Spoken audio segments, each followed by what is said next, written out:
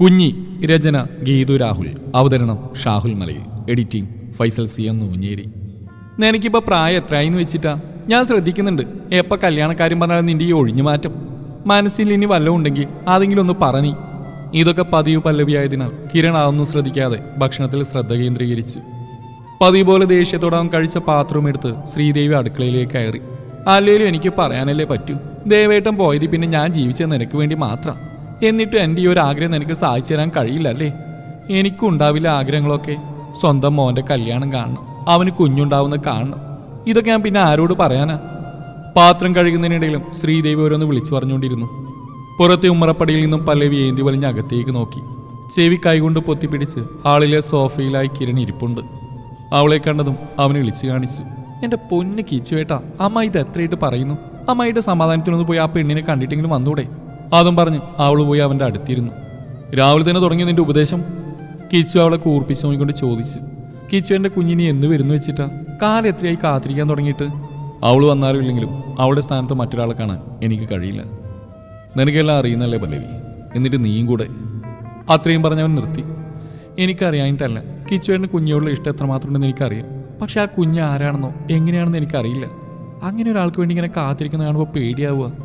എൻ്റെ കുഞ്ഞി, അവളെ സ്വന്തമാക്കാൻ കഴിഞ്ഞില്ലെങ്കിലും എൻ്റെ മനസ്സിൽ എന്നും അവൾ മാത്രമായിരിക്കും. അപ്പോഴും ശ്രീദേവി അടുക്കളയിൽ നിന്ന് ഓരോന്ന് വിളിച്ചു പറയുന്നുണ്ടായിരുന്നു. ഈ കുഞ്ഞു തല വെറുതെ ആലോചിച്ച് പോക്കണ്ട. അമ്മ നിർത്തുന്ന ലക്ഷണം കാണുന്നില്ല. ദീപു പുറത്ത് വെയിറ്റ് ചെയ്യുന്നുണ്ട്, അതുകൊണ്ട് നമുക്ക് നടന്നിട്ട് വരാം. അതും പറഞ്ഞ് പല്ലവിയുടെ കൈയും പിടിച്ച് അവൻ പുറത്തേക്ക് ഇറങ്ങി. അവരെ കാത്ത് ദീപു പുറത്തു നിൽപ്പുണ്ട്. അല്ല, നീ എന്താ അകത്ത് വരാ ഇവിടെ തന്നെ? കിരണിന്റെ ചോദ്യത്തിന് ദീപു ഒന്ന് ചിരിച്ചു. എന്നിട്ട് വേണം നിന്റെ അമ്മയുടെ വായിലിരിക്കുന്ന ബാക്കി ഞാൻ കേൾക്കാൻ. അത് മോൻ സ്വന്തമായിട്ട് അങ്ങ് കേട്ടാൽ മതി. ദീപു പുച്ഛത്തോടെ പറഞ്ഞുകൊണ്ട് പല്ലവിക്ക് നേരെ തിരിഞ്ഞു. എടി പല്ലവി, നീ ഇതെങ്ങോട്ടാ? പല്ലവിയുടെ തലക്കിട്ടൊന്ന് കൊട്ടിക്കൊണ്ട് ദീപു ചോദിച്ചു. ദേ കിച്ചുവേട്ടാ, ഈ സാധനത്തിനോട് അടങ്ങിയിരിക്കാൻ പറയുന്നുണ്ടോ? ദീപുവിനെ കൂർപ്പിച്ച് നോക്കിക്കൊണ്ട് അവൾ കിച്ചുവിനോട് പറഞ്ഞു. ഓഹ്, രണ്ടും കൂടെ തുടങ്ങിയോ? കിച്ചു രണ്ടിനെയും കയ്യിൽ പിടിച്ച് വലിച്ച് മുന്നിലേക്ക് നടന്നു. എടി പല്ലി, നീ ഹോസിന് ഫുഡ് അടിക്കാൻ ചാടിയതല്ലേ? ദീപു നടത്തത്തിനിടയിലും പല്ലവിയോട് പറഞ്ഞു. അതിന് ഞാൻ തൻ്റെ കാശിനല്ലല്ലോ, എൻ്റെ കിച്ചുവിൻ്റെ കാശിനല്ലേ കഴിക്കുന്നത്?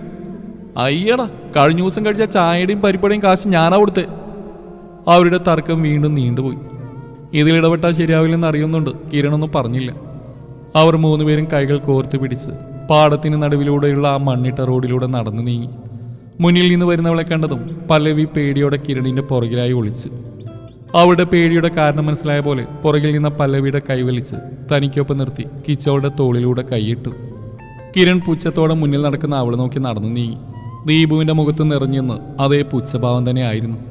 കുറച്ച് മുന്നിലേക്ക് എത്തിയതും പല്ലവി വെറുതെയും തിരിഞ്ഞു നോക്കി. അപ്പോഴും തന്നെ ചുട്ടിരിക്കാൻ പാകത്തിന് കണ്ണിൽ അഗ്നിമായി നിൽക്കുന്നവളെ കണ്ടതും വേഗം മുന്നിലേക്ക് നോക്കി. അവിടെ പേടി അറിഞ്ഞതുപോലെ കിരൺ അവളെ ചേർത്ത് പിടിച്ചു. ഇത്രയും നേരം പുലി പോലെ ചാടിയോളാ, ഇപ്പൊ ഇതാ എലി പോലെ ഒളിക്കുന്നുണ്ടില്ലേ? ദീപു വീണ്ടും അവളെ കളിയാക്കിക്കൊണ്ട് പറഞ്ഞു. പക്ഷേ പല്ലവി അതിന് മറുപടിയൊന്നും പറഞ്ഞില്ല. കയ്യിൽ കരുതിയ വസ്ത്രവും എടുത്ത് പല്ലവി കുളിക്കടവിലേക്ക് നടന്നു. കുളപ്പുരവാതിൽ തുറന്ന് അകത്തേക്ക് കയറി. കയ്യിൽ കരുതിയ വസ്ത്രം സൈഡിലായി വെച്ച് കാലം നനച്ചുകൊണ്ട് അവൾ വെള്ളത്തിലേക്ക് ഇറങ്ങി. പല്ലവിക്ക് നീന്താൻ അറിയാത്തതുകൊണ്ട് അധികം ആഴത്തിലേക്ക് ഇറങ്ങാറില്ല. പുറകിൽ നിന്നൊരു ശബ്ദം കേട്ടതും പല്ലവി തിരിഞ്ഞു നോക്കി. എന്നാൽ അവിടെയെങ്കിലും ആരും ഉണ്ടായിരുന്നില്ല. അവൾ വീണ്ടും വെള്ളത്തിലൊന്ന് മുങ്ങി നിവർന്നു. തൊട്ടുമുന്നിലായി അഗ്നി ജ്വലിക്കുന്ന കണ്ണുകളുമായി അരുന്ധതി. അവൾ പേടിയോടെ ചുറ്റും നോക്കി. ഓടിക്കരക്കയറാനൊരു ശ്രമം നടത്തിയെങ്കിലും അപ്പോഴേക്കും അരുന്ധതി അവളുടെ മുടിക്കുത്തിലായി പിടിമുറുക്കിയിരുന്നു. ബലമായി അവളെ വെള്ളത്തിലേക്ക് മുക്കിപ്പിടിച്ചതും പല്ലവി ശ്വാസം കിട്ടാതെ പിടച്ചതും അവളെ നേരെ നിർത്തി അവളുടെ കവിളിലായി കുത്തിപ്പിടിച്ച് അവളുടെ നേരേക്ക് മുഖമടുപ്പിച്ചു. അരുന്ധതിയുടെ കണ്ണിലെ ദേഷ്യം കാണുമ്പോൾ പല്ലവിയുടെ ഉള്ളിൽ പേടി വന്ന് നിറഞ്ഞു. പല്ലി അവളുടെ കയ്യിൽ കിടന്ന് കുതിറി. അരുന്ധതി! പിന്നിൽ നിന്നൊരു ശബ്ദം ഉയർന്നു കേട്ടതും അരുന്ധതി ഞെട്ടലോടെ പടവിലേക്ക് നോക്കി. മുന്നിൽ ദേഷ്യത്തോടെ വിറച്ചിരിക്കുന്ന കിരണിനെ കണ്ടതും അവളുടെ തല താഴ്ന്നു. കിരൺ ഓടി പടികളിറങ്ങി അവളുടെ കവിളിലായി ആഞ്ഞടിച്ചു.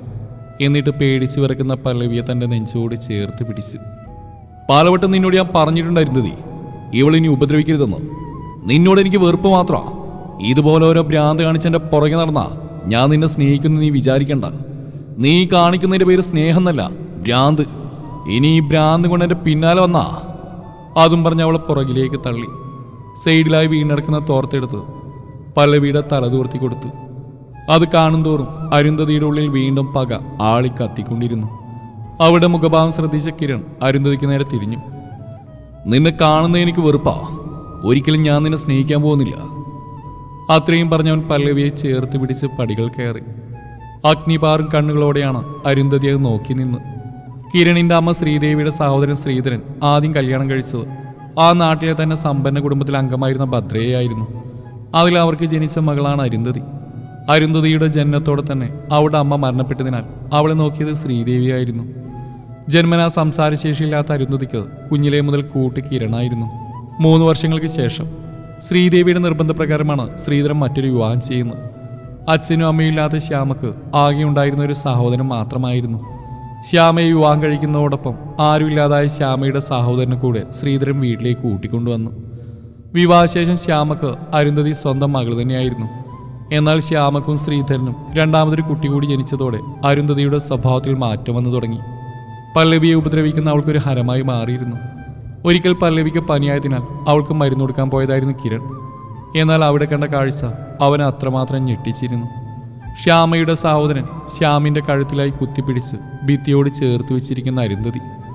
അവളെ പിടിച്ചു മാറ്റാൻ ശ്രമിക്കുന്ന ശ്യാമ ഓടിച്ചെന്ന് അരുന്ധതിയെ പിടിച്ചു മാറ്റി അവളുടെ കവിളിൽ ആഞ്ഞടിക്കുമ്പോൾ അവളുടെ കണ്ണുകൾ കരങ്ങി മറിഞ്ഞിരുന്നു. എന്താ ശ്യാമേട്ടാ, എന്തുണ്ടായി? ചുമച്ചുകൊണ്ട് ചുമരിലൂടെ ഊറും താഴേക്ക് വീണ ശ്യാമിനെ ചേർത്ത് പിടിച്ച് എഴുന്നേൽപ്പിച്ചുകൊണ്ട് കിരൺ ചോദിച്ചു. ഏയ് ഒന്നുമില്ലടാ, അത് ഞാനൊരു തമാശ പറഞ്ഞവർക്ക് ഇഷ്ടമായില്ല. തമാശയോ? എന്ത് തമാശ? അതൊന്നുമില്ല. പല്ലവി നിന്നെ കാണുന്നു പറഞ്ഞ് വാശി പിടിച്ചപ്പോൾ ശ്യാമ് പറഞ്ഞു വലുതാകുമ്പോൾ പല്ലവി കിച്ചുവിനെ കൊണ്ട് കെട്ടിക്കാന്ന്. അത് അരുന്ധതി മോൾക്ക് ഇഷ്ടമായില്ല. കിച്ചുവിന്റെ സംശയത്തിന് മറുപടി കൊടുത്ത ശ്യാമയായിരുന്നു. കിരൺ അരുന്ധതിയുടെ മുഖത്തേക്ക് നോക്കി. അവൾ തലതാഴ്ത്തി നിൽപ്പാണ്. മുഖത്തേക്ക് നോക്ക അരുന്ധതി.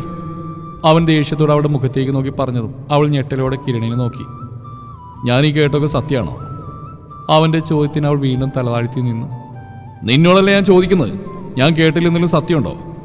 അവളുടെ ഇരുതോളിലും പിടിച്ച് കുലുക്കിക്കൊണ്ട് അവൻ ചോദിച്ചും അവൾ അദ്ദേഹം തലയാട്ടി കാണിച്ചു. അവൻ ദേഷ്യത്തോടെ അവളെ പിടിച്ചു മാറ്റി ആ മുറി വിട്ട് ഇറങ്ങിപ്പോയി. അതിൽ പിന്നെ അരുന്ധതിയിൽ മാറ്റങ്ങൾ വന്നു തുടങ്ങി. കുഞ്ഞിലേ തൊട്ട് കളരി പഠിച്ചിരുന്ന അരുന്ധതിയോട് പിന്നീട് സംസാരിക്കാൻ തന്നെ പലർക്കും പേടിയായി തുടങ്ങി. അവളുടെ അമ്മയുടെ സ്വത്തുക്കൾ മുഴുവൻ അവളുടെ പേരിലേക്കായതും അവൾ ആരെയും വകവെക്കാതെയായി. ശ്യാമിനെ ആ വീട്ടിൽ നിന്ന് അവൾ ഇറക്കി വിട്ടു. എന്നാലും ശ്യാമ ഇടയ്ക്ക് വന്ന് ശ്യാമയെയും പല്ലവിയെയും കണ്ടിട്ട് പോകും. അതിൽ പിന്നെ ശ്യാമയോടും അവൾ സംസാരിക്കാതെയായി.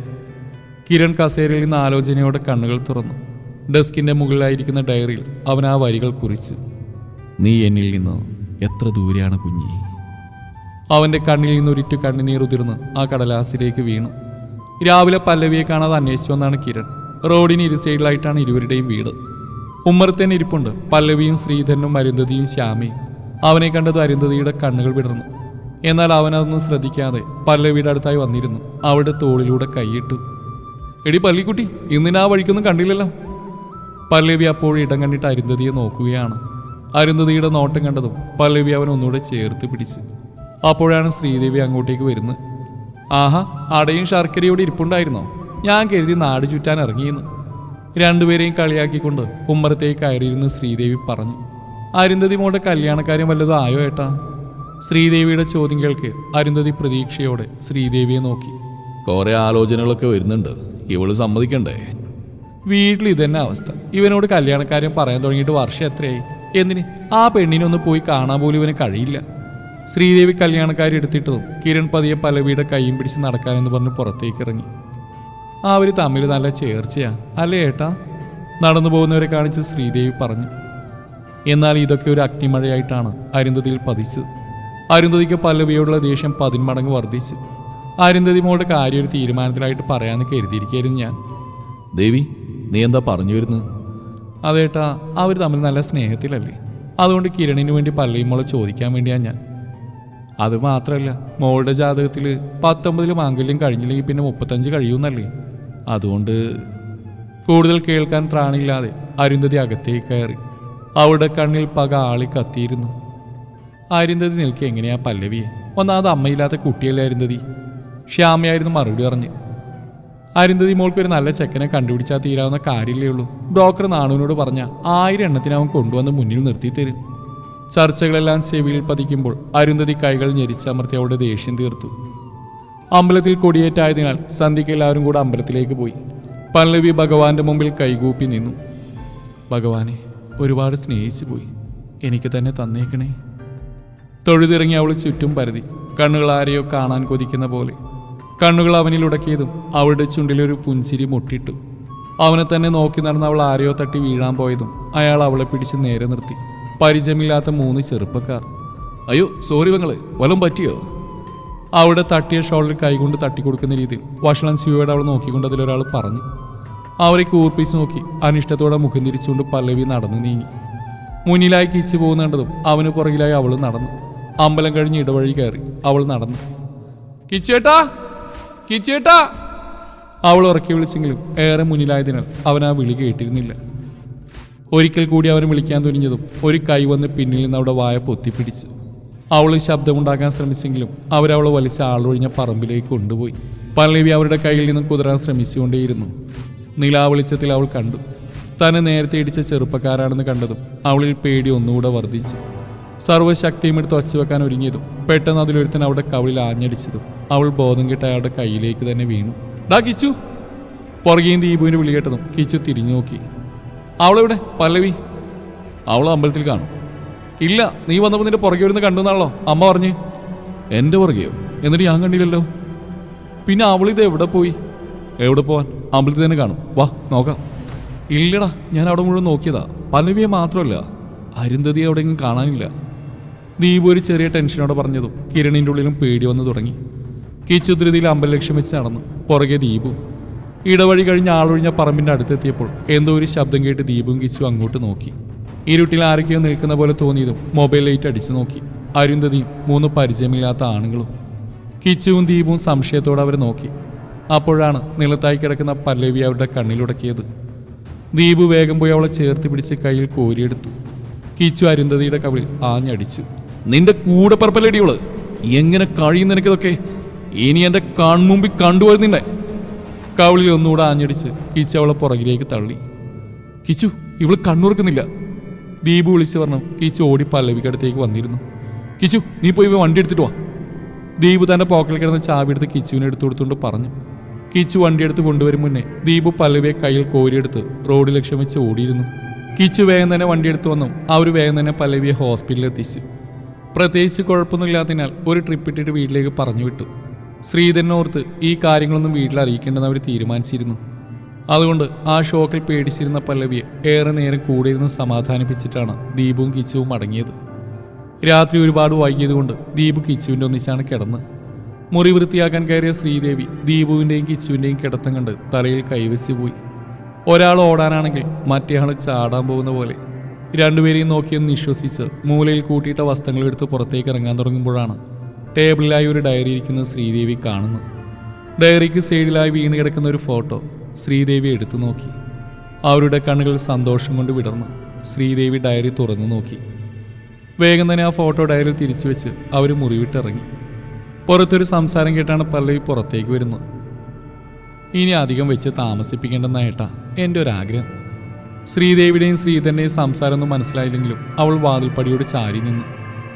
പല്ലവി മോൾക്ക് 19 കഴിഞ്ഞാൽ പിന്നെ 35 കഴിയും. ഇന്നലെ പണിക്കർ പറഞ്ഞില്ലേ, അതുകൊണ്ട് അധികം വെച്ച് താമസിപ്പിക്കാതെ നടത്തുന്നല്ലേ നല്ലത്. ശ്രീദേവിയുടെ വാക്കുകൾ കേൾക്കെ പല്ലവി ഞെട്ടിപ്പോയി. കല്യാണം? എനിക്കോ? അതിശയത്തോടെയും ഞെട്ടലോടെയും പല്ലവി ചോദിക്കുമ്പോൾ ശ്രീദേവി അവൾക്കടുത്തേക്ക് നടന്ന് അവിടെ മുടിയിലും തലോടി. പേടിക്കേണ്ട, ചെക്ക് നിന്റെ കിച്ചേട്ടൻ തന്നെയാ. രണ്ടിൻ്റെയും ചുറ്റിക്കളികളൊക്കെ ഞങ്ങൾ അറിഞ്ഞു. പല്ലവിക്കൊന്നും മനസ്സിലായില്ല.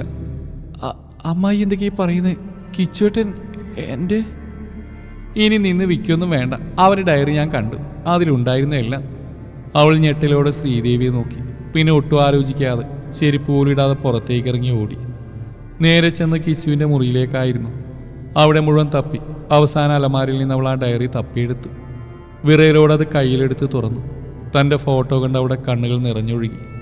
ഡയറിയുടെ ആദ്യ പേജിൽ തന്നെ എഴുതിയ വാക്കുകളിൽ അവളുടെ കണ്ണുകൾ ഉടക്കി.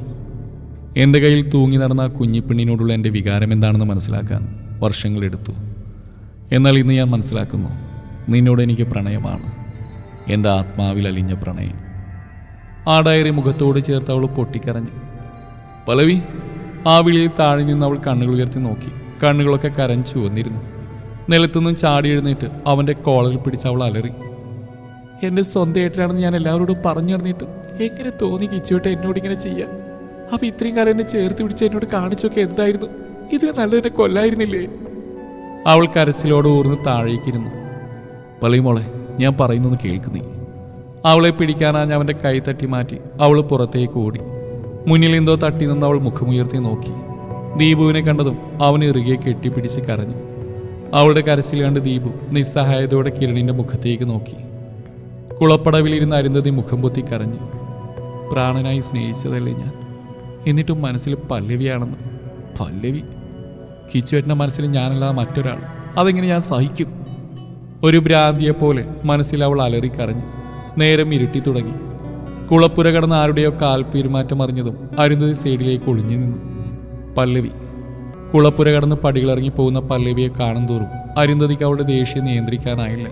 കുളപ്പുരവാതിൽ ചാരി അരുന്ധതി അവൾക്കടുത്തേക്ക് നടന്നു. പല്ലവിയെ കണ്ട് സംസാരിക്കാനായി അവളെ തിരഞ്ഞെറിഞ്ഞതായിരുന്നു കിരൺ. അടച്ചിട്ട കുളപ്പുരവാതിൽ കാണാൻ ചെറിയൊരു സംശയത്തോടെ അവനത് തുറന്നു. നനഞ്ഞു കുതിർന്നു നിൽക്കുന്ന പല്ലവിയുടെ മുടിക്കുത്തിന് പിടിച്ച് കവിളിൽ ആഞ്ഞടിക്കുന്ന അരുന്ധതി. അരുന്ധതി! ദേഷ്യത്തോടെ ഇറങ്ങി വന്ന അരുന്ധതി അടിക്കാനായി കൈ ഉയർത്തിയതും അവന്റെ കൈക്കുമേലൊരു കൈ വന്ന് തടഞ്ഞു. അവൻ ഞെട്ടലോടെ പല്ലവിയെ നോക്കി. ആകെ വാടി തളർന്നിരുന്നുവെങ്കിലും കണ്ണിൽ വല്ലാത്ത തീക്ഷ്ണത ഉള്ളതുപോലെ.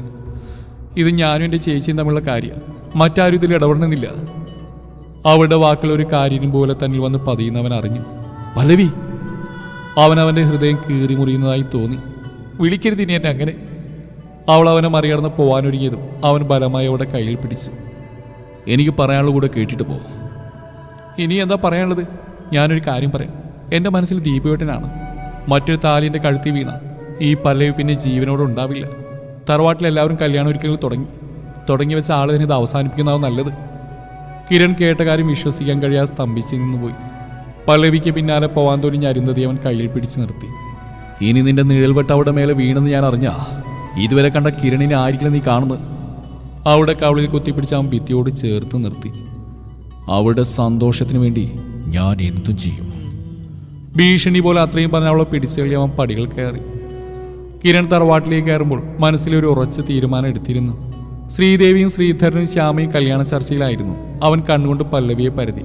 അവിടെയെങ്ങും കാണാനില്ല. മോനെ, അടുത്ത മാസം 22 നല്ല മുഹൂർത്തം ഉണ്ടെന്നാ പണിക്കര് പറഞ്ഞ്. എന്താ മോൻ്റെ അഭിപ്രായം? ആരുടെ കല്യാണക്കാരി അമ്മ പറയുന്നു? വേറെ ആരുടെ? നിന്റെയും പല്ലവിയുടെയും? എന്റെയും പല്ലവിയുടെയോ? എനിക്ക് പല്ലവി ഇഷ്ടമാണെന്ന് ഞാൻ പറഞ്ഞു. ഞാൻ സ്നേഹിച്ച പല്ലവിയല്ല, അരുന്ധതിയാ. സൈഡിലായി എല്ലാം കേട്ടുന്ന അരുന്ധതി പുച്ഛത്തിൽ കലർന്നൊരു പുഞ്ചിരി വിരിഞ്ഞു. ഞാൻ വിവാഹം കഴിക്കുന്നുണ്ടെങ്കിൽ അത് അരുന്ധതിയായിരിക്കും. അത്രയും പറഞ്ഞ് സൈഡിലായി നിന്ന് അരുന്ധതിയുടെ കയ്യിൽ പിടിച്ച് അകത്തേക്ക് കയറി ആളൊഴിഞ്ഞൊരു ഭാഗത്തേക്ക് കൊണ്ടുപോയി. ഇത് നിന്നോടുള്ള ഇഷ്ടം കൊണ്ടൊന്നുമല്ല, ഇത് അവൾക്ക് വേണ്ടിയാ, എൻ്റെ പല്ലവിക്ക് വേണ്ടി, അവളുടെ സന്തോഷത്തിന് വേണ്ടി. പിന്നീട് കല്യാണ ഒരുക്കങ്ങളൊക്കെ വളരെ പെട്ടെന്നായിരുന്നു. ദീപു വന്ന് പെണ്ണ് ചോദിച്ചോടെ 2 വിവാഹം ഒന്നിച്ചടത്താൻ തീരുമാനമായി. അമ്പലത്തിൽ വെച്ച് അരുന്ധതിയുടെ കഴുത്തിൽ താലി കെട്ടുമ്പോഴും കിരണിന്റെ കണ്ണുകൾ പതിഞ്ഞത് പല്ലവിയിലും ദീപുവിലുമായിരുന്നു. അരുന്ധതി പാലുമായി അകത്തേക്ക് കയറുമ്പോൾ കണ്ണിന് കുറുകെ കൈവച്ച് കിരൺ കിടപ്പുണ്ട്. വാതിൽ ലോക്ക് വീഴുന്ന ശബ്ദം കേട്ടതും അവൻ കണ്ണിന് കുറുകെയുള്ള കൈയെടുത്ത് മാറ്റി അവളെ നോക്കി. അവൾ നടന്നു വന്ന് അവനരിയിലായിരുന്നു. ഇനി നീ അവളെ ഉപദ്രവിക്കില്ലല്ലേ? നിന്റെ ആഗ്രഹം നടന്നല്ലോ, നിന്റെ വാശി നീ നേടിയെടുത്തില്ലേ? പുച്ഛത്തോടെയായിരുന്നു അവൻ്റെ ചോദ്യം. അവൾ അവൻ്റെ കൈക്ക് മുകളിലായി അവളുടെ കൈവച്ച് അവൻ സംശയഭാവത്തിൽ അവളെ നോക്കി. ഓ, ഇന്ന് നമ്മുടെ ആദ്യ രാത്രിയാണല്ലോ അല്ലേ? ഞാനത് മറന്നു. ഇനി അത് നടക്കാത്തതുകൊണ്ട് നീ ആ ദേഷ്യം അവളോട് തീർക്കണ്ട. അവൻ ബലമായി പിടിച്ചു വലിച്ച് അവളെ തന്നെ മേലേക്ക് ഇട്ടു. അവൻ്റെ മനസ്സിൽ ആ നിമിഷം ഓടി മറഞ്ഞത് പല്ലവിയെ കുളപ്പടയിൽ വെച്ച് കൊല്ലാൻ നോക്കിയ രംഗമായിരുന്നു. അവൻ അവിടെ കഴുത്തിടുക്കിലേക്ക് മുഖം പൂഴ്ത്തി. അവിടെ അവൻ്റെ പല്ലുകൾ ആഴ്ത്തി. അവൾ വേദനയോടെ ഒന്ന് മൂളി. അയ്യോ, എന്തു പറ്റിയായിരുന്നു? നിനക്ക് വേദനിച്ചോ? പരിഹാസത്തോടെയായിരുന്നു അവനത് ചോദിച്ചത്. അവൾ മറുപടി പറയും മുന്നേ തന്നെ അവൻ്റെ ചുണ്ട് അവിടെ കീഴ്ചുണ്ടിനെ കടിച്ചെടുത്തിരുന്നു. അവളെ കട്ടിലേക്ക് തള്ളിയിട്ട് അവൻ അവൻ്റെ ഷർട്ട് അഴിച്ചു മാറ്റി. അവളുടെ സാരിയിൽ കൈവെക്കാൻ ഒരുങ്ങിയതും അവൾ തടഞ്ഞു. എന്താടി, വെറുതെ മൂടുകളെ നീ കൈയെടുക്ക്.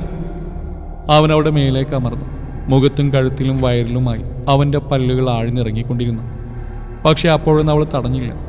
മുഖത്തും കഴുത്തിലും വയറിലുമായി തൻ്റെ പല്ലിൻ്റെ പാടുകൾ തെളിഞ്ഞ് കാണുന്നുണ്ട്. എന്തൊക്കെ ചെയ്തു എന്ന് പറഞ്ഞാൽ അവളൊരു പെണ്ണല്ലേ? അവൻ അവളിൽ നിന്ന് അകന്നു മാറി സാരി നേരിട്ട് കൊടുത്തു. അവൻ തിരിഞ്ഞിടന്നു. അവൾ അവൻ്റെ പുറത്തായി തലവെച്ച് കിടന്നു. അരുന്ധതി, മാറിക്കിടക്ക്, എനിക്ക് കഴിയില്ല. അവളൊന്നും മിണ്ടാതെ അവൻ്റെ പുറത്തായി തലവെച്ച് കിടന്നു. സന്ധ്യയായപ്പോൾ ദീപുവിൻ്റെ കൂടെ നടക്കാൻ ഇറങ്ങിയതായിരുന്നു പല്ലവി. ആൽത്തറയിലായി കാത്തിരിക്കുന്ന കിരണിനെ കണ്ടതും പല്ലവി തിരിഞ്ഞടക്കാൻ ഒരുങ്ങിയതും ദീപു അവളുടെ കയ്യിൽ കയറി പിടിച്ച്. നിക്ക്, അവന് പറയാനുള്ള കൂടി കേട്ടിട്ട് പോ. അപ്പോഴേക്കും കിരൺ അവർക്കടുത്ത് എത്തിയിരുന്നു. അവൾ ദേഷ്യത്തോടെ ഇങ്ങോട്ടോ നോക്കി നിന്നു. പല്ലി, നീ എന്നും എനിക്ക് എൻ്റെ അനിയത്തിക്കുട്ടിയല്ലേടി. ഈ ഏട്ടന് നിന്നെ മറ്റു രീതിയിൽ കാണാൻ പറ്റുമെന്ന് നിനക്ക് തോന്നുന്നുണ്ടോ? പല്ലവി ഞെട്ടലോടെ കിരണിൻ്റെ മുഖത്തേക്ക് നോക്കി. അതെടി പല്ലി, ആ ഫോട്ടോ ഉണ്ടല്ലോ, ഇവൻ്റെ കയ്യിൽ നിന്ന് വീണതായിരുന്നു. അതും എൻ്റെ ഡയറിയും കൂടെ വായിച്ചപ്പോൾ അമ്മ തെറ്റിദ്ധരിച്ചു പോയതാ. അപ്പൊ കുഞ്ഞി? പല്ലവി ഉള്ളിലെ സംശയം മറച്ചു വെച്ചില്ല. അവളിനി ഒരിക്കലും തിരിച്ചു വരില്ല. അത് പറയുമ്പോൾ അവൻ്റെ ശബ്ദം ഇടറിയിരുന്നു. വേണ്ട, ഇനി ഒരിക്കലും കുഞ്ഞി തിരിച്ചു വരണ്ട. കിച്ചുവേട്ടനെ ചേച്ചി ഒന്നിച്ച് സന്തോഷത്തോടെ ജീവിച്ചാൽ മതി. അത് കേൾക്കെ കിരണിൻ്റെ മുഖം മങ്ങി. നിനക്ക് എങ്ങനെ കഴിയുന്നു പല്ലവി? നിന്നെ ഇത്രയൊക്കെ ദ്രോഹിച്ചിട്ടും നിന്നെ കൊല്ലാൻ നോക്കിയവിടെ കൂടെ എന്നോട് സുഖമായിട്ട് ജീവിക്കാൻ പറയാൻ അവൾക്ക് ഭ്രാന്താ. അവൻ്റെ വാക്കുകളിൽ അത്രമേൽ ദേഷ്യം നിറഞ്ഞിരുന്നു. എന്നെ കൊല്ലാൻ നോക്കാനോ? ഏട്ടെന്തൊക്കെയായി പറയുന്നത്? ഞാൻ എൻ്റെ കണ്ണുകൊണ്ട് കണ്ടതാ. അന്ന് കൊളപ്പടയിൽ വെച്ച് അവള്. ഇല്ല, ഏട്ടൻ മുഴുവൻ കണ്ടിട്ടില്ല. എന്നെ കൊല്ലാനല്ല, രക്ഷിക്കാനാ ശ്രമിച്ച്. അന്ന് ഏട്ടൻ്റെ കുഞ്ഞ് ഞാനാണെന്ന് തെറ്റിദ്ധരിച്ച് ഏട്ടൻ്റെ മനസ്സിലേക്ക് മറ്റൊരു സ്ഥാനമാണെന്ന് അറിഞ്ഞപ്പോൾ ആകെ കൂടെ ഭ്രാന്തി പിടിച്ച പോലെ തോന്നി. ഒരു നിമിഷത്തെ പൊട്ടത്തരത്തിന് ഞാൻ ചേച്ചിയാണ് എന്നെ മുള്ളിൽ പിടിച്ച് കരക്കടുപ്പിച്ചത്. എന്നിട്ട് ഞാൻ വീണ്ടും ചാട ഒരുങ്ങിയപ്പോഴാണ് എന്നെ അടിച്ചതും. അത്രയും പറഞ്ഞ് അവൾ നിറഞ്ഞു കവിഞ്ഞ് അവളുടെ കണ്ണുകൾ തുടച്ചു. ഏട്ടൻ പറഞ്ഞത് ശരിയാ, ചേച്ചിക്ക് ഭ്രാന്ത. പക്ഷെ ആ ഭ്രാന്ത് ഏട്ടനുള്ള അടങ്ങാത്ത പ്രണയം. ആദ്യമായി അരുന്ധതിക്ക് വേണ്ടി അവൻ്റെ കണ്ണുകൾ നിറഞ്ഞു. അവൻ മറുത്തൊന്നും ചിന്തിക്കാതെ അവൻ്റെ ബൈക്കിൽ വീട്ടിലേക്ക് കുതിച്ചു. അവൻ മുറിയിലേക്ക് കയറുമ്പോൾ ഒന്നും അറിയാതെ അരുന്ധതി കട്ടിൽ കിടപ്പുണ്ട്. അവൻ അവൾക്കടുത്തായി വന്നു കിടന്നു. അവളുടെ കഴുത്തിലും ചുണ്ടിലുമൊക്കെ തൻ്റെ പല്ലുകൊണ്ട് തിണർത്ത് കിടപ്പുണ്ട്. അവൻ ചുണ്ടിലെ മുറിവിലായി പതിയെ തൊട്ടതും അവളുടെ നെറ്റി ചുളിഞ്ഞു. അവൾ കണ്ണു തുറന്നപ്പോഴൊന്നും ഞെട്ടിയെങ്കിലും അങ്ങനെ തന്നെ കിടന്നു. അരുന്ധതി, ഞാൻ ഇന്നലെ സോറി. അതിന് പുച്ഛം കലർന്നൊരു പുഞ്ചിരിയായിരുന്നു മറുപടി. അവൻ്റെ കൈയെടുത്ത് മാറ്റി അവൾ എഴുന്നേറ്റു. ഒന്ന് പ്രതികരിക്കാൻ പോലും നിൽക്കാതെ അവൾ പുറത്തേക്ക് പോയി. കിരണിനാകെ വല്ലാതെയായി. രാത്രി അവൾ മുറിയിലേക്ക് വരാനായി അവൻ അക്ഷമയോടെ കാത്തിരുന്നു. അവൾ അവനെ ശ്രദ്ധിക്കാതെ കട്ടിലിൻ്റെ ഒരു ഓരത്തായി വന്ന് കിടന്നു. അവൻ തൻ്റെ കൈയെത്തിച്ച് ലൈറ്റ് ഓഫ് ചെയ്തു. അരുന്ധതി ചാടി എഴുന്നേറ്റു. ഇരുട്ടിൽ പേടിയോടെ ചുറ്റും നോക്കി. പെട്ടെന്ന് കിരൺ ലൈറ്റ് ഓൺ ചെയ്തു. എന്താ അരുന്ധതി, എന്തുപറ്റി? അവളുടെ മുഖത്തെ ടെൻഷൻ കണ്ടതും അവൻ അവളെ തന്നെ നോക്കി നിന്നു. എന്താ പറ്റി? ലൈറ്റ് ഓഫ് ചെയ്യണ്ട, എനിക്ക് പേടിയാണെന്ന് അവൾ ആംഗ്യഭാഷയിൽ പറഞ്ഞു. കിരൺ ഒന്നും മനസ്സിലാവാതെ അവളെ നോക്കി. ഇരുട്ട് അവൾക്ക് പേടിയാണെന്നത് അവന് പുതിയ അറിവായിരുന്നു. അവൻ ഇടയ്ക്ക് എഴുന്നേറ്റ് നോക്കുമ്പോൾ അരുന്ധതി അടുത്ത് കാണുന്നില്ല. ജനലോരം ചേർന്ന് പുറത്തേക്ക് നോക്കി നിൽപ്പുണ്ട്. അവൻ നടന്നു വന്ന് അവളുടെ തോളിൽ കൈവച്ചതും അവൾ പേടിയോടൊന്ന് ഞെട്ടി. അരുന്ധതിയുടെ ഭാവമൊക്കെ കണ്ടപ്പോൾ കിരണിനാകെ വല്ലാതെയായി. എന്താ പറ്റിയ നിനക്ക്? നീ എന്താ ഉറങ്ങാത്തേ? അതിന് ഞാൻ ഉറങ്ങാറില്ലല്ലോ. ആംഗ്യഭാഷയിൽ അത്രയും പറഞ്ഞ് അവൾ വീണ്ടും ആ വീട്ടിലേക്ക് നോക്കി നിന്നു. അവൻ ജനലടച്ച് അവളെ കട്ടിൽ കൊണ്ടുപോയി കിടത്തി. അവൻ്റെ ഉള്ളിൽ എന്തൊക്കെയോ സംശയങ്ങൾ വന്ന് തുടങ്ങിയിരുന്നു. പിറ്റേന്ന് എല്ലാവരും രാവിലെ അമ്പലത്തിൽ പോയെങ്കിലും തലവേദന ആയതുകൊണ്ട് അരുന്ധതി പോയിരുന്നില്ല. അതുകൊണ്ട് തന്നെ ശ്രീദേവി അമ്പലത്തിലാക്കി കിരൺ നേരെ വീട്ടിലേക്ക് വന്നു. മുറ്റത്ത് വണ്ടി നിർത്തി അകത്തേക്ക് കയറുമ്പോൾ ഉള്ളിൽ നിന്ന് ആരുടെ ശബ്ദം കേട്ടിരുന്നു. കിരൺ പതിയെ വാതിലേക്ക് ചെവിയോർത്തു. അരുന്ധതി, കിരൺ അവനൊരിക്കലും നിന്നെ ഭാര്യയായിട്ട് അംഗീകരിക്കാൻ പോകുന്നില്ല. പല്ലവി, അവൾ അവൻ്റെ മനസ്സിൽ. അതുകൊണ്ട് ഞാൻ പറയുന്നേ കേൾക്ക്. നിന്നെ സ്നേഹിക്കാൻ ഞാനില്ലേ? ആരും ഒന്നും അറിയാൻ പോകുന്നില്ല. അതും പറഞ്ഞ് അവളെ കയറി പിടിക്കാൻ ഒരുങ്ങിയതും അവിടെ ഒരു ചവിട്ടിന് അവൻ ചുമരടിച്ച് താഴെ വീണു. അവൾ തൻ്റെ കാലുയർത്തി അവൻ്റെ കഴുത്തിലായി ചവിട്ടി പിടിച്ചതും പൊടുന്നതിനെ ഡോറ് തുറന്ന് ഒന്നിച്ചായിരുന്നു. കിരൺ വേഗം ചെന്ന് അരുന്ധതിയെ പിടിച്ചു മാറ്റി. അയാളെ പിടിച്ചെഴുന്നേൽപ്പിച്ചു. കിരൺ, ഇവൾക്ക് ഭ്രാന്താ. നിന്നെ കാണാമെന്ന ഞാൻ. ഒരു കാര്യമില്ലാതെയോ ഇവളെന്നെ.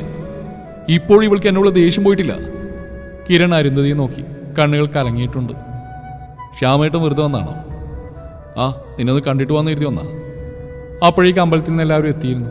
കിരൺ ശ്യാമിനെയും കൂട്ടി പുറത്തേക്ക് ഇറങ്ങി. ശ്യാമിൻ്റെ കോലം കണ്ടതും ശ്യാമ കരച്ചിലോടെ ശ്യാമിൻ്റെ അടുത്തേക്ക് വന്നു. അയ്യോ ഇവനെ എന്തു പറ്റി കിച്ചു? പുറകിൽ നടന്നു വരുന്ന അരുന്ധതിയെ കണ്ടതും ശ്രീധര അരുന്ധതിക്ക് നേരെ തിരിഞ്ഞു. നീയാണോ ഇവനെ തല്ലിയത്? അവൾ അതേ രീതിയിൽ തലയാട്ടി. അവളുടെ കണ്ണിൽ അത്രമാത്രം തീക്ഷ്ണത നിറഞ്ഞിരുന്നു. കല്യാണം കഴിഞ്ഞാലെങ്കിലും നീ നന്നാവുന്ന കരുതി എനിക്കാ തെറ്റിയത്. അമ്മ ഇല്ലാത്ത കുട്ടിയില്ലേന്ന് കരുതിയാ ഇതുവരെ നീ ചെയ്തൊക്കെ ഞാൻ ക്ഷമിച്ച്. എന്തായാലും നീ ഇവനെ തല്ലിയതൊട്ടും ശരിയായില്ല. ശ്യാം അരുന്ധതിയെ നോക്കിയാണ് അത് പറഞ്ഞെങ്കിലും അതിന് മറുപടി കൊടുത്ത് കിരണായിരുന്നു. അതെനിക്കും തോന്നി അമ്മായി. അതും പറഞ്ഞ് ശ്യാമിന്റെ കരണടച്ചൊന്ന് കൊടുത്തു. എന്നിട്ട് അവന്റെ വലതു കൈ അവൻ പിടിച്ച് തിരിച്ചോടിച്ചു. ശ്യാമിന്റെ കരച്ചിൽ അവിടെ മാകെ ഉയർന്നു കേട്ടു. എല്ലാവരും സ്തംഭിച്ച് നിന്നുപോയി. ആദ്യം ഓടിക്കേണ്ടത് നിന്റെ ശരീരത്തിൽ വെച്ച ഇവന്റെ കൈയായിരുന്നില്ല അരുന്ധതി. അതും പറഞ്ഞ് ശ്യാമിനെ തള്ളി പുറകിലേക്കിട്ട് അവൻ നടന്നു വന്ന അരുന്ധതിയുടെ തോളിൽ കൈയിട്ട് തന്നോട് ചേർത്ത് പിടിച്ചു. എന്റെ മനസ്സിൽ പല്ലവിയാണെന്ന് തന്നോടാരാ പറഞ്ഞു? എന്റെ മനസ്സിൽ എന്റെ ഭാര്യ അരുന്ധതി. ഇവളുടെ കഴുത്തിൽ ഈ താലി ഞാൻ കെട്ടിയത് ഇവൾക്ക് എന്നോടുള്ള ഇഷ്ടം മനസ്സിലാക്കിക്കൊണ്ട് തന്നെയാ. പതിയെ മാറ്റിയെടുക്കാന്നാണ് ഞാൻ കരുതിയത്. പക്ഷേ മാറേണ്ടത് ഞാനായിരുന്നു എനിക്കിപ്പോൾ മനസ്സിലായി. അരുന്ധതി ഞെട്ടലോടെ കിരണിന്റെ മുഖത്തേക്ക് നോക്കി. കണ്ണിൽ നിന്നൊരു നുള്ളു കണ്ണുനീർ താഴേക്ക് ഉതിർന്നു വീണു. ഒന്നും മനസ്സിലാവാൻ നിന്ന ശ്യാമയുടെ കയ്യിലേക്ക് കിരൺ ഒരു ഡയറി വെച്ചു കൊടുത്തു. അതിലുണ്ടായിരുന്നു രാത്രി ഉറങ്ങാതെ തൻ്റെ ശരീരത്തിന് കാവലിരുന്ന ഒരു പെണ്ണിൻ്റെ നിസ്സഹായത. ഒന്നും ആരോടും വിളിച്ചു പറയാൻ പോലും കഴിയാതെ എല്ലാത്തിനോടും പൊരുതി അവസാനം അഹങ്കാരിയായ ഒരു പെണ്ണിൻ്റെ തൻ്റെ ഇടം. എല്ലാം വായിച്ചു കഴിഞ്ഞ ശ്യാമിൻ്റെ മുമ്പിൽ വന്ന് നിന്നു അവൻ്റെ കരണം പോച്ചെന്ന് കൊടുത്തു. എങ്ങനെ തോന്നിയടാ നിനക്കെൻ്റെ മോളെ? അവർ കരയുകയായിരുന്നു. എൻ്റെ പല്ലവി അരുന്ധതി രണ്ടുപേരും എനിക്ക് ഒരുപോലെയാ. അവൻ്റെ കഴുത്തിൽ പിടിച്ച് പുറത്തേക്ക് തള്ളി ശ്യാം അരുന്ധതിയുടെ അടുത്തേക്ക് നീങ്ങി. പൊറുക്ക് മോളെ അമ്മയോട്. അതും പറഞ്ഞ് അവളെ കെട്ടിപ്പിടിച്ച് പൊട്ടിക്കരഞ്ഞു. അരുന്ധതിയുടെ കണ്ണുകൾ നിറഞ്ഞിരുന്നു. അരുന്ധതി അവരെ ചേർത്ത് പിടിച്ച് ശ്യാമയിൽ നിന്ന് വിട്ടുമാറി. അരുന്ധതി പല്ലവിക്ക് മുമ്പിൽ പോയി നിന്നു. എല്ലാവരും പല്ലവി അരുന്ധതിയെയും മാറി മാറി നോക്കി. നിന്നെ എനിക്ക് ഒത്തിരി ഇഷ്ടമാണ്, പക്ഷെ അത് കാണിക്കാൻ എനിക്ക് പേടിയായിരുന്നു. കാരണം നിന്നെ വെച്ചായിരുന്നു ആദ്യ ആൾ എന്നെ ഭീഷണിപ്പെടുത്തിയിരുന്നു. അയാൾ പറയുന്ന പോലെയൊക്കെ ഞാൻ ചെയ്തില്ലെങ്കിൽ നിന്നെ ഉപദ്രവിക്കുന്നു പറഞ്ഞു. അതാ നിന്നോട് ഞാൻ വെറുപ്പ് കാണിച്ച്. പിന്നെ കിച്ചുവേട്ടനെ നഷ്ടപ്പെടുന്ന ഭയവും. എപ്പോഴേക്കും കിച്ചുവേട്ടന് നിന്നോടുള്ള ഇഷ്ടം അതെന്നിൽ വല്ലാത്ത ദേഷ്യം നിറച്ചു തുടങ്ങി. അതാ ഞാൻ നിന്നോട്. ആംഗ്യഭാഷയിൽ അത്രയും പറഞ്ഞ് മുഖം പൊത്തിക്കറിയാൻ തൻ്റെ ചേച്ചിയെ കണ്ടപ്പോൾ പല്ലവിയുടെ സകല നിയന്ത്രണവും വിട്ടിരുന്നു. അവർ പരസ്പരം കെട്ടിപ്പിടിച്ച് കരഞ്ഞു. കിരൺ അവർക്കടുത്തേക്ക് നടന്നു വന്ന് പല്ലവിയുടെ തോളിലൂടെ കൈയിട്ടു. അന്ന് ഉത്സവത്തിന് കിച്ചുവേട്ടൻ്റെ പുറകിൽ പല്ലവി വരുന്നുകൊണ്ടാണ് ഇവളുടെ പുറകെ ഞാനും പോയത്. പക്ഷെ പെട്ടെന്ന് പല്ലവി അവർ ഉപദ്രവിക്കാൻ ശ്രമിച്ചപ്പോൾ രക്ഷിക്കാൻ വേണ്ടിയിട്ടായിരുന്നു ഞാൻ അവിടെ പോയത്. അല്ലാതെ കിച്ചുവേട്ടൻ കരുതിയ പോലെ ഞാൻ ഇവളെ ഉപദ്രവിക്കാൻ നോക്കിയതല്ല. അന്ന് എന്നെ അവർക്ക് മുമ്പിലിട്ട് നിങ്ങൾ പോയപ്പോൾ മനസ്സ് വല്ലാതെ വേദനിച്ചിരുന്നു. അരുന്ധതി വീണ്ടും മുഖം പൊത്തി പൊട്ടിക്കരഞ്ഞു. ആംഗ്യഭാഷയിൽ ഓരോന്ന് പറയാൻ ശ്രമിക്കുന്ന അരുന്ധതിയെ കാണാൻ എല്ലാവരുടെയും കണ്ണുകളും നിറഞ്ഞു. ദീപുവിനും കിച്ചുവിനും അന്നത്തെ ദിവസോർത്ത് വല്ലാത്ത കുറ്റബോധം തോന്നി. ദീപു അരുന്ധതിയെ കെട്ടിപ്പിടിച്ചു. പറ്റിപ്പോയി, ക്ഷമിക്കടാ. ദീപു അവിടെ കണ്ണുനീര് തുടച്ചുകൊണ്ട് പറഞ്ഞു. കിച്ചുവിന് അവളോട് ക്ഷമ ചോദിക്കാൻ പോയിട്ട് അവളുടെ മുഖത്തേക്ക് നോക്കാൻ പോലും കഴിഞ്ഞില്ല. അന്ന് രാത്രി അരുന്ധതി മുറിയിൽ വരുമ്പോൾ കിച്ചുവിന് വല്ലാത്ത കുറ്റബോധമായിരുന്നു. അരുന്ധതി കൂടുതലൊന്നും സംസാരിക്കാതെ പതിവ് പോലെ ബെഡിലൊരു ഓരത്തായി വന്ന് കിടന്നു. അവൻ അവൾക്കടുത്തേക്ക് നീങ്ങിക്കിടന്ന് ചെവി ഓരത്തായി ചുണ്ടടുപ്പിച്ചു. അരുന്ധതി, ഒരു മാപ്പ് പറഞ്ഞാൽ തീരുന്ന തെറ്റല്ല ഞാൻ ചെയ്തെന്ന് എനിക്കറിയാം. എന്നാലും പുറത്തൂടെ എന്നോട്. അവളിൽ നിന്നൊരു പ്രതികരണമില്ലെന്ന് കണ്ടതും അവൻ വീണ്ടും വിളിച്ചു. അരുന്ധതി. അവളുടെ ശരീരം വിറക്കുന്നില്ലെന്ന് അവൾ കരയുകയാണെന്ന് അവന് മനസ്സിലായി. അരുന്ധതി, അരുന്ധതി. പലവട്ടം അവൻ വിളിച്ചെങ്കിൽ അവൾ പ്രതികരിച്ചില്ല. ഇടുപ്പിലൂടെ ചുറ്റി വലിച്ച് തന്നിലേക്ക് വലിച്ചടുപ്പിച്ച് അവൻ വീണ്ടും വിളിച്ചു. കുഞ്ഞി. ആ വിളിയോടൊപ്പം അവൻ്റെ ചുണ്ടുകൾ അവിടെ കാതോരം പതിഞ്ഞിരുന്നു. അവളൊന്ന് പൊള്ളിപ്പിടഞ്ഞുകൊണ്ട് തിരിഞ്ഞവൻ ഇറുകെ കെട്ടിപ്പിടിച്ചു. അവളുടെ കണ്ണുനീർ അവൻ്റെ ഷോൾഡർ നനയിച്ചുകൊണ്ടിരുന്നു. ഒരുപാട് നാളുകൾക്ക് ശേഷമാണ് അവളെ അവൻ കുഞ്ഞിയെന്ന് വിളിക്കുന്നത്. അവനെ എത്ര ആഞ്ഞു പുണർന്നിട്ടും മതിയാവാത്ത പോലെ തോന്നി അവൾക്ക്. അവളെ അടർത്തി മാറ്റി ആ മുഖം കൈക്കുമ്പിളിൽ കോരിയെടുത്തു. സോറി. അതോടൊപ്പം അവൻ്റെ ചുണ്ട് അവിടെ നെറ്റിയിൽ അമർന്നിരുന്നു. അവൻ കൈ എത്തിച്ച് ലൈറ്റ് ഓഫ് ചെയ്തു. അവൾ പേടിയോടെ അവനെ നോക്കി. അവൻ അവളുടെ കയ്യിൽ പിടിച്ചു വലിച്ചതും അവൾ അവൻ്റെ നെഞ്ചിൽ തട്ടി നിന്നു. എന്തിനാ പേടിക്കുന്നത്? ഞാനില്ലേ കൂടെ? അവൻ ആ ഇരുട്ടിലും തിളങ്ങിക്കാണുന്ന അവളുടെ കണ്ണിലേക്ക് നോക്കി. അവളുടെ കണ്ണിലേക്ക് നോക്കും തോറും അവൻ്റെ മുഖം അവളിലേക്ക് അടുത്തു. അവൻ അവളെ തിരിച്ചു കിടത്തി. അവളുടെ നെറ്റിയിൽ ചുണ്ടുകൾ അമർത്തി. അത് മൂക്കിൻ തുമ്പ് വഴി അതരത്തിലെത്തി നിന്നു. കഴുത്തിലും വയറിലും അവൻ്റെ പല്ലുകൾ പതിഞ്ഞ സ്ഥലത്ത് അവൻ്റെ ചുംബനം ഓടി നടന്നു. അവളിൽ നിറഞ്ഞു നിന്ന പേടി അവൻ അവൻ്റെ ചുംബനം കൊണ്ട് ഇല്ലാതെയാക്കി. കുഞ്ഞി. നെറ്റിയിൽ ചുണ്ട് ചേർത്തുകൊണ്ട് അവൻ വിളിച്ചു. അവൻ്റെ നഗ്നമായ നെഞ്ചിൽ മുഖമുരസി അവളെ മൂളി. I love you. അവൾ മുഖമുയർത്തി അവനെ നോക്കി. അവളുടെ കണ്ണിൽ നിറഞ്ഞു നിൽക്കുന്ന സന്തോഷം. അവൻ വീണ്ടും അവളെ കൂടുതൽ ചേർത്ത് പിടിച്ചു. രാവിലെ പല്ലവി അമ്പലത്തിൻ്റെ പടവുകൾ ഇറങ്ങുമ്പോൾ പുറത്തായി ദീപുവിനോട് സംസാരിച്ച് കിരൺ ഉണ്ടായിരുന്നു. പല്ലവി ഓടിപ്പോയി കിരണിനെ കെട്ടിപ്പിടിച്ചു കഴിഞ്ഞാണ് അരുന്ധതിയുടെ മുഖത്തേക്ക് നോക്കുന്നത്. എന്നാൽ അരുന്ധതിയിൽ നിറഞ്ഞ പുഞ്ചിരിയായിരുന്നു. കിരൺ പല്ലവിയുടെ ചെവിയിലായി സ്വകാര്യം പോലെ പറഞ്ഞു. എൻ്റെ കുഞ്ഞ് തിരിച്ചു വന്നു. പല്ലവി ഞെട്ടലോടെ കിരണിൻ്റെ മുഖത്ത് നോക്കിയപ്പോഴേക്കും കിരൺ ഒരു കൈയാൽ അരുന്ധതിയെ ചേർത്ത് പിടിച്ചിരുന്നു. അപ്പൊ ചേച്ചിയാണ് കുഞ്ഞി? കിരൺ അതേന്ന് തലയാട്ടി കാണിച്ചു. വർഷങ്ങളായി ഞാൻ മനസ്സിൽ കൊണ്ടുവരുന്ന എൻ്റെ പ്രണയം, എൻ്റെ കുഞ്ഞി. പക്ഷേ എപ്പോഴോ ഇവളിൽ വന്ന മാറ്റം, അതിൽ എൻ്റെ കുഞ്ഞി എനിക്ക് നഷ്ടമായി തുടങ്ങി. അന്നു മുതൽ ഞാൻ ഇവളെ വെറുത്തു തുടങ്ങി. അരുന്ധതിയും കുഞ്ഞി രണ്ട് വ്യക്തികൾ തന്നെയാണെന്ന് എനിക്ക് തോന്നി. പക്ഷേ ഇപ്പോൾ എൻ്റെ കുഞ്ഞിയെയും അരുന്ധതിയും ഞാൻ ഒരുപാട് സ്നേഹിക്കുന്നു. ഇവളിലെ കുഞ്ഞിയേക്കാൾ ഞാനിപ്പോൾ സ്നേഹിക്കുന്നത് ഇവളിലെ അഹങ്കാരിയായ അരുന്ധതിയെയാണ്. എല്ലാത്തിനോടും പൊരുതി നിന്ന തൻ്റെ ഇടിയായ അരുന്ധതിയെ. പല്ലവി സന്തോഷത്തോടെ അരുന്ധതിയുടെ കവിളിൽ ചുണ്ടമർത്തി. ഒരു വേള അരുന്ധതിയുടെ കണ്ണും നിറഞ്ഞു. അവൾ വാത്സല്യത്തോടെ പല്ലവിയുടെ നെറ്റിൽ ചുണ്ടമർത്തി. കിരൺ അരുന്ധതിയുടെ കൈ പിടിച്ച് അമ്പലത്തിന്റെ പടികൾ കയറുമ്പോൾ പല്ലവി ദീപുവിന്റെ തോളിലായി ചാഞ്ഞു. ഊരു ചുറ്റാൻ ഒരാളും കൂടെ ആയി അല്ലേ വല്ലി? ദീപു പറഞ്ഞെന്ന് രണ്ടുപേരും ഒരുപോലെ ചിരിച്ചു.